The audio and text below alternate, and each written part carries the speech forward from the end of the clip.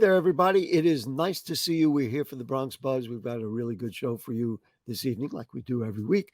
We talk to, as you know, we talk to writers and journalists and reporters and editors, and we do that in our first segment. And in our second segment today, we're going to look back just a couple of weeks at one of the best artistic segments we ever did, and you're going to really enjoy that. But first, let's talk to a contributing reporter who covers food, arts, and culture for the Bronx Times. It is my new friend, ET Rodriguez. Nice to see you, ET. Hello, how are you? So let's see, you're a Bronx native. You spent 11 years in the hospitality industry, and then you became a journalist.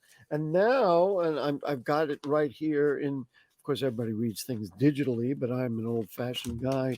And here it is, the new lifestyles, arts, and culture section of the Bronx Times. You are the editor, writer, and maker of this section.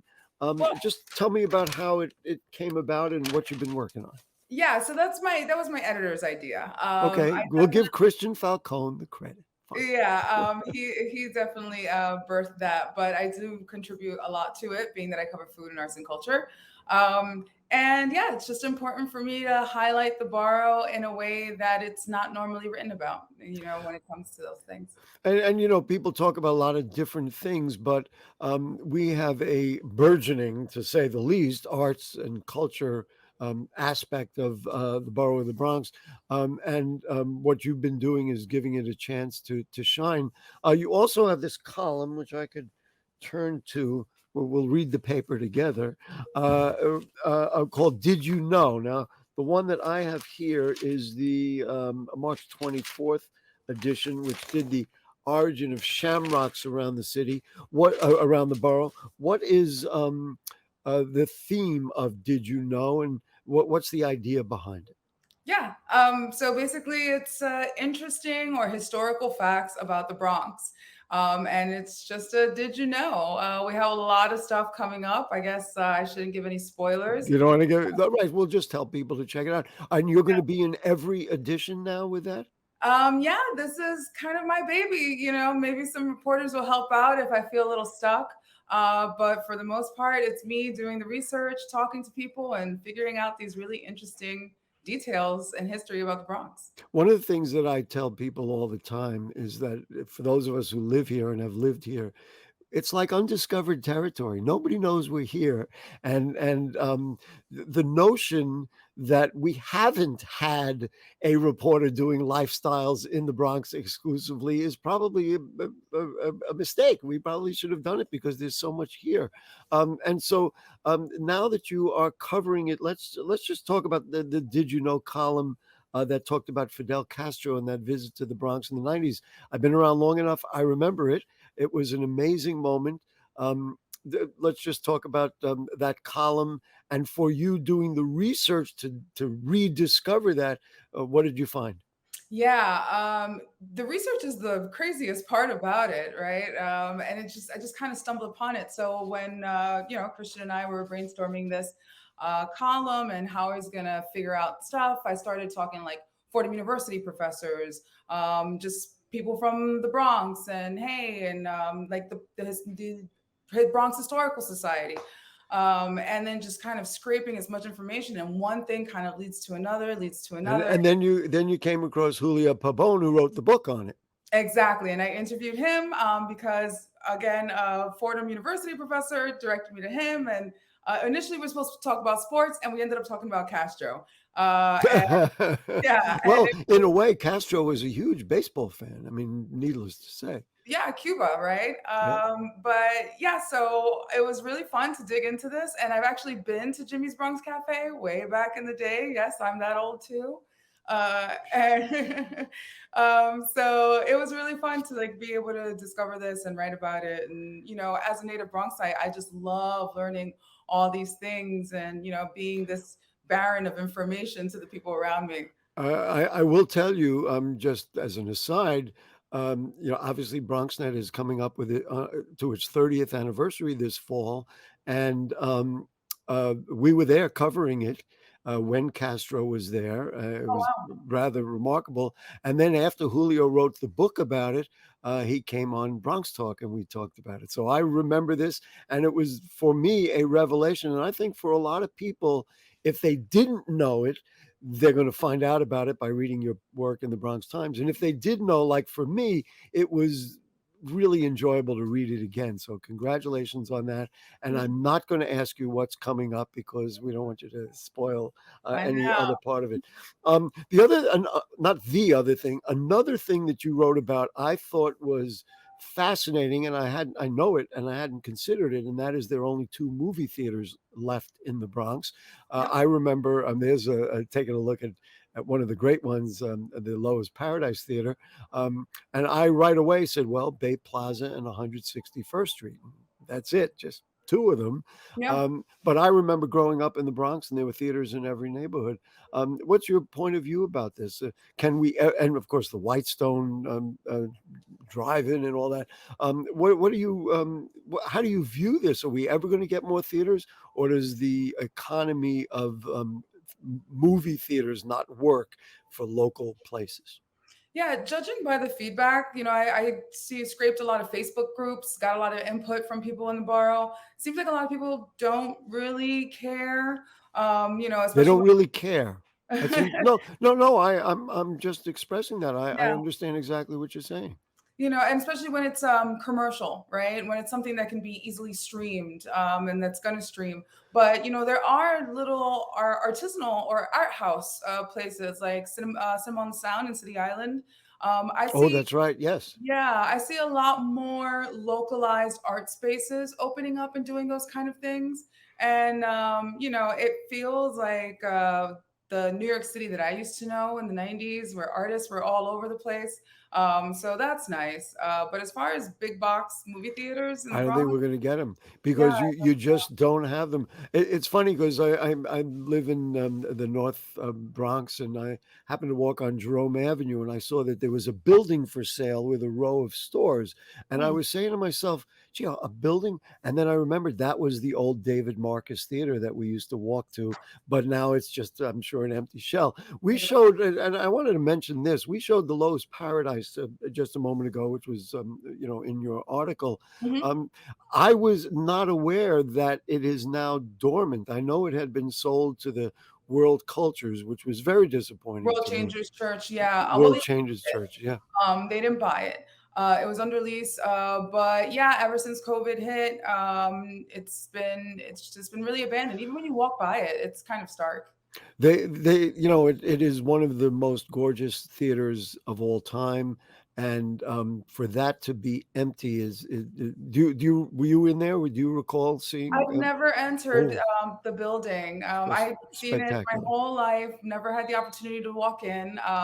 I should have taken that opportunity. Well, I But mean, I don't know if it's open, you can't get in. It's beyond spectacular. I had my high school graduation in there mm, from Dewitt Clinton High School, and it would be. And now, in your article, you mentioned that the current borough president's looking at the refurbishing that. That would be fantastic, and of course, it would give you a weekly place to go for music and culture. But during that period of time, when they did have music in there, I went to see an old a doo-wop show there, and it was just, this is what you want to do in the Bronx. So, mhm. anyway, speaking of art spaces, now the Bronxlandia opened up.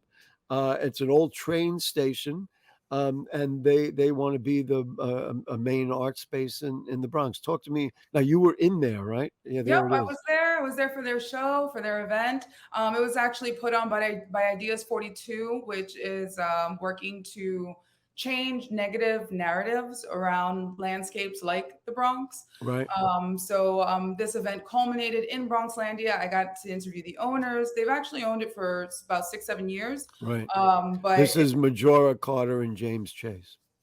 Yeah, yes, Right. and yeah, so they've been doing events in the space for some time, but it's been here and there, and the space just really needs a huge facelift. Yeah. So they're going to be doing that, putting Do in. do you have a sense of when it'll actually become an active, place for, for art or for a So performance I or whatever?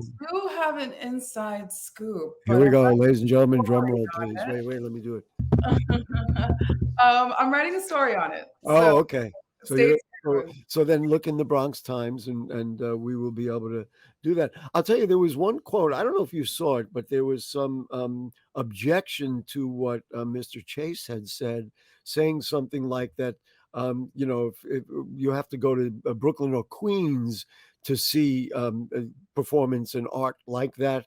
And he said there's just not a lot of spaces like Bronxlandia in the Bronx. A lot of people were like, there are a lot of spaces. There are certainly down in the South Bronx. There are art galleries all over the place. So I'm hoping that they realize that what they're doing is important, but maybe not the only place in the Bronx to do it. Well, they're also the owners of Boogie Down Grind, Yes, and of Boogie course. Down Grind is also serves as an art space, and they also serve artistic locals. So, but I think they meant more like this is a huge space. I personally don't know of any space as big as this. As large as that, wow. Yeah, Other exactly. other than the Lowe's Paradise, which is Which they're which not is doing anything close. with. Listen, just before we run out of time, Yeah. for you, this and talking to you and knowing you, this seems like a real labor of love that you get to open up the doors of this immense Bronx culture. Yeah, absolutely. When I started my journalism program, which I've graduated from since then, in August 2021, I set my sights on one really big pie in the sky idea, and it was to win a Pulitzer for like, Well, we're not there yet, yeah, although I'm hey, rooting for you. but I'm starting, but mostly for social work, for public service, for really opening the doors of food and arts and culture to the Bronx and inviting people in and showing them that we're more than what things are portrayed.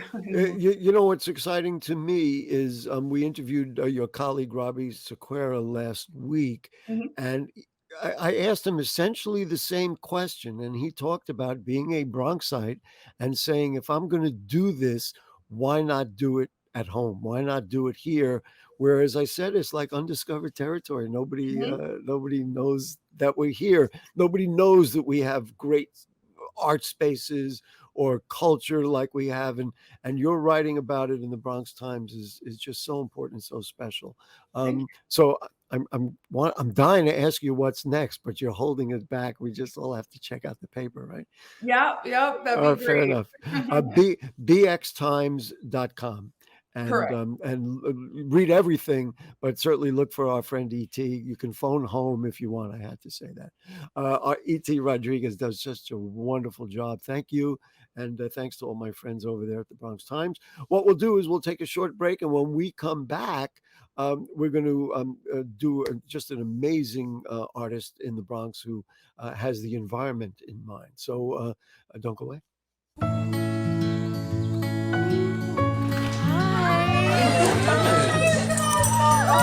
Thank you so much. Fostering a pet for a friend or neighbor can keep families together. Learn more at petsandpeopletogether.org. Man, it's lonely. Like, going through life lonely. There is the therapeutic aspect of music, just expressing how you feel. I'm going to talk to Howie about his feelings, make it into a song.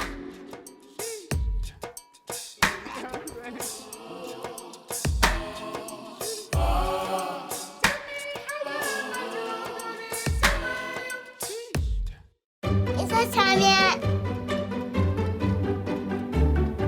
It's time. Mom's starting time for dinner.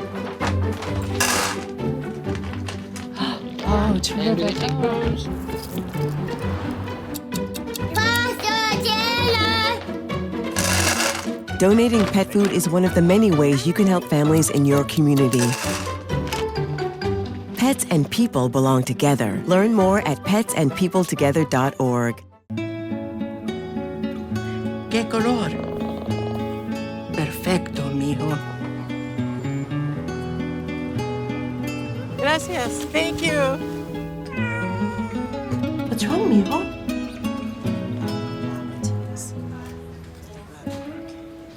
Donating to a pet's medical care is one of the many ways you can help families in your community. Pets and people belong together. Learn more at petsandpeopletogether.org. All right, there you go. Amazing work, important work, and Danny is really working to change the life for the better for all of us, really, through his artwork. It's great. Anyway, thanks to ET Rodriguez and to Daniel Lanzilotta. And next week, you know what happens. That's right. We'll be back with more Bronx Buzz. Good night. Be well. Who is he's known as, let's see, the plastician magician? Is that what the publication, Ink publication, said about? That's what they tagged me as. And so let's just start at the beginning for people who don't know this rather remarkable story, an individual story, because I don't know anybody like you. Why did you one day say, you know what? I think I'm going to collect every piece of plastic I see. How did it happen? It's crazy, I know, but how did that happen? It found me. I was living in the southwest of France with my son on the beach. I lived about 10 blocks away from the Atlantic Ocean at the time in the southwest of France in Biarritz, France. And I would sit there and I would play with my son making things. And then I started noticing stuff, and then one thing led to another. And then some time went by. The trash at the time in 1993, 94, 95 was pretty bad. And by the time I went back again, I had gone back and forth quite often. In 2014, I went back to do a show, an art show, and I started going out looking to collect plastics again. So I took a walk along the same beaches I had taken walks many times before in the early days of this. Right. And so now it's about 10 years. Yeah, it was insane. It was like it went from my ankle up to my knee. Well, let's move it forward now. And I'll give you two things. Number one, so you have, from that moment, every beach you go to, including Orchard Beach and Coney Island or out in Long Island, you pick up plastic. And Bronx I'm sure River, yeah. I'm constantly collecting plastic debris. And then the second part of my two-part thing here is that there is no way to separate your doing that while you're an artist and a designer and all that kind of stuff. There's no way to separate that from the political point of view that this is wrong. And you taught me this years ago on TV, that we have got to figure out a new way of packaging our stuff. Well, it's much larger than that, but you taught me that. I try not to make it a political thing, but it becomes more and more that way. But well, now people like me drag it out of you. Go ahead, say it again. I'm sorry. It's become more philosophical for me, because the journey has been from my son being 3 years old. He's now 28, so 25 years of this, and it's become a spiritual quest, and now it's become a quantum physics thing for me. So I've been reading and studying quantum physics and how this applies to who we are as human beings, that we come from this one source. So over the years, right before COVID, about 2 years before COVID, I started collecting crack vials. I was going to ask you to show us so these are crack vials. Can you hold up the jar or bowl that you have? It would be hard to do that, because I would have to move the camera, but because it's so I have large. Thousands of them. Thousands. And where have these crack vials been? Oh, there you go. There's a picture. Anderson put that picture up. Where have these been picked up from? I've been collecting them from Harlem, Brooklyn, and the South Bronx. And before, and I do want to show some more artwork, because Ink Publications, was correct in talking about and showing some of your artwork.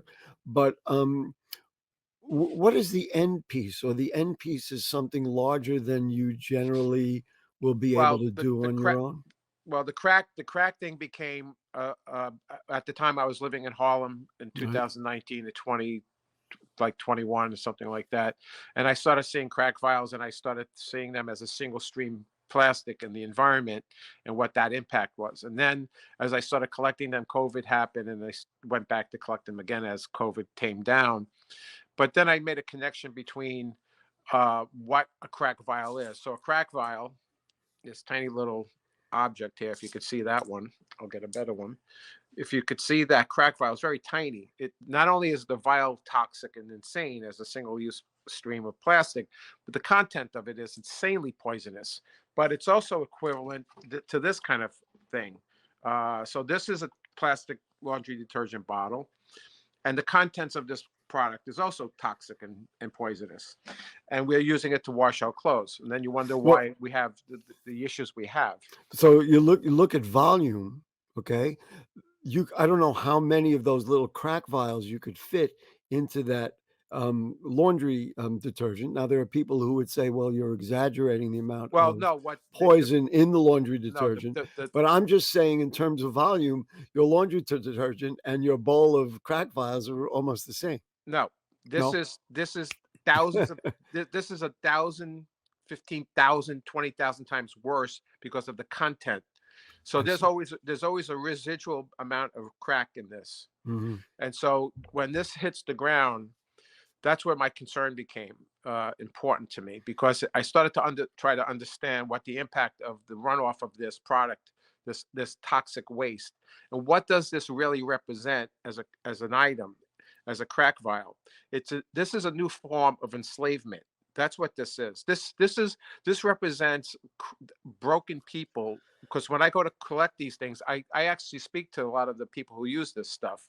I don't just go and collect. I actually have conversations with folks, and it's heartbreaking to me. It's heart-wrenching, because it's affecting our community, and it's affecting Black and Brown communities. Give me one. It's epidemic. It's Got it. insanity. Give me one story that they've told you, something that that explains what you just explained. I was in there about a month or two ago in Marcus Garvey Park in particular. I wear my art pieces when I go out into the world, and I was collecting. There were 3 or 4 crack users on a bench, and I was close enough to this woman called over to me, and she says, "What are you doing?" And I said, "Oh," I went over to her and I spoke to her just like a normal person, no big deal, and we had a conversation. And what did she say? And what she said was that she has been written up in New York Times. Her name is Chanel, about her situation. It's which is what? The homelessness. Mm-hmm. And then I was also speaking to the single-use item as a plastic in the environment. She got that immediately. She was articulate. She was smart, and she looked at me and she says, "Look where I am." She was sitting on the beach without a home. Heartwarming to me. She blew my mind, and I realized that I have to say something. I have to stand up and speak for the disenfranchised. So for all of the stuff that you've done, and I want to show some of the jewelry and the same thing that Ink Publication put out. You've now morphed to some degree, aside from just collecting plastics and the little straws that go into your Starbucks cup and everything else. Right. You have now morphed to say, well, wait a minute, this is even more toxic than that other stuff that I had been working on. It's toxic on so many levels. And for me, I'm born and raised in the Bronx. I come from multi ethnicities. I identify as a brown person, and so when I go into my community, I'm heartbroken to see what's happening with just the crack. Dan, what that means. Do you see yourself, as an artist and a creator and an advocator, moving even into getting to the social causes that drive people to use this kind of drug? I mean, yes, absolutely. You do see yourself. So I mean, this is a very interesting story, and again, we want to credit Ink Publication for putting it out. Although we've been talking about these things for a long time, is that the whole story morphed from your upsetness with plastic, taking it all the way to now say, wait a minute, there are social ills that make even the plastic worse. Right, because my tagline for my work is for many years now has been, I bring significance to the seemingly insignificant. So when I hold some stuff, and we have some stuff we can show. Go ahead. So when I make something, right? So this is a piece called put it in front of the camera if you will. Put it in front of the camera there. Wow. And that's all plastic you created. This is such a beautiful piece. It's got cigarette lighters, straws, toys. It's insane, this piece. And these are all things you picked up. Yes, this is all trash from the streets or the beaches. So each piece, like a cigarette lighter, if you could see the cigarette lighter there. We can. So when that's on the street, a cigarette lighter is one of the worst things in the environment. It's right up there with crack vials. So if you have one, what do you do with it? Excuse me? If you have one, and there are many people who have them, what do you do with them? Can you throw them away? That's a social dilemma that people have made a choice. You're making choices. as you do every day with your life. So the choice about plastic is the solution for me at the moment. It's been my platform all along, is not to use it. Don't use it. Don't buy it. Stop it. And Yeah. that'll send a As message. difficult as that is, I mean, listen, you got to really shun plastic bags. Start there to walk away from them, because every place you go, they're offering you plastic. Anyway, show some more stuff. You have some jewelry So to show. my latest piece is this dedication to women. This is made with about 1,500 to 2,000 handmade beads. So I collect plastic, I punch the plastic out, and then I string them together using broom bristles. Wow. So there'll be this is a ceremonial piece celebrating women. And so that piece and this piece here, this is a piece that's dedicated to the Eve gene, which is the mitochondria original gene that's originates all of humanity from Africa, Black women. This piece is specifically dedicated to Black women and where we come from.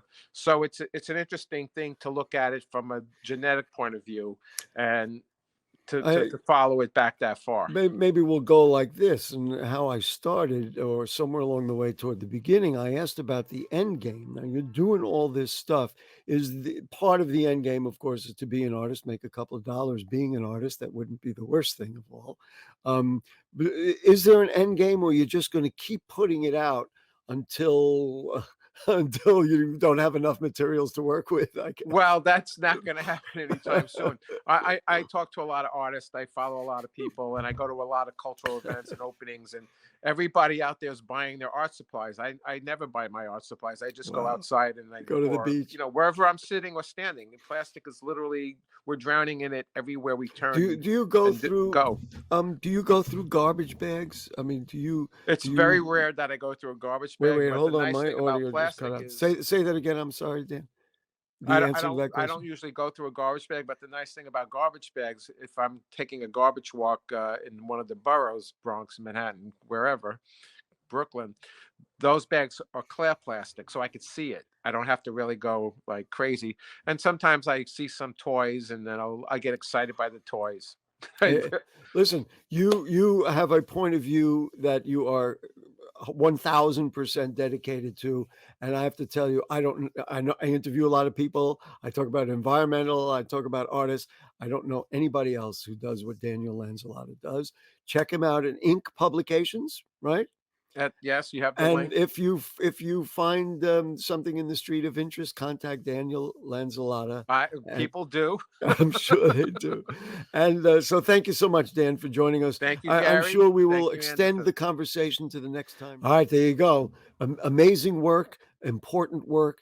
And Danny is really working to change the life for the better for all of us, really, through his artwork. It's great. Anyway, thanks to ET Rodriguez and to Daniel Lanzilotta. And next week, you know what happens. That's right. We'll be back with more Bronx Buzz. Good night. Be well.